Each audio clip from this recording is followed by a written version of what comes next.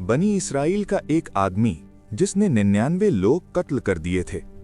उसका दिल अंदर से जल रहा था, मगर वो तौबा का रास्ता ढूंढ रहा था। मैं गुनाहगार हूं, बहुत बड़ा। मैंने बहुत कत्ल किए हैं। क्या अल्लाह मेरी तौबा कबूल करेगा? वो एक आबिद के पास गया जो सिर्फ इबादत करता था। नहीं, तेरी तौबा कबूल नहीं, तू बर्बाद है। वो नाउम्मीद हो गया, गुस्से में आया और उसने आबिद को कत्ल कर दिया।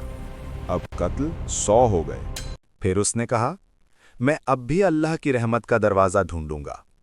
वो एक आलिम के पास पहुंचा। अब भी मेरी तौबा?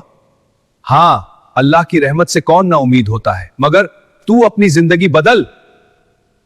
आलिम ने कहा, इस जगह को छोड़ दे, फलानी नेक बस्ती में चला जा, वहां जाकर अल्लाह की इबादत कर और गुनाह छोड़ दे। वो आदमी निकल पड़ा, गुनाहों से भागता हुआ, अल्लाह की तरफ चलता हुआ, मगर रास्ते में उसकी मौत आ गई। वो जमीन पर गिर गया। फरिश्तों ने फासला नापा और अल्लाह ने अपनी रहमत से उसे नेक बस्ती के करीब कर दिया, और फिर अल्लाह ने उसकी तौबा कबूल कर ली। अल्लाह की रहमत गुनाहों से भी बड़ी है।